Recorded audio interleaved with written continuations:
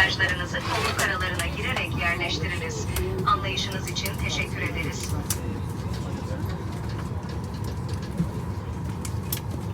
Уважаемые пассажиры, во избежание скопления людей в проходе, пожалуйста, проходите между рядами и размещайте ручную кладь на багажные полки. Благодарим за внимание.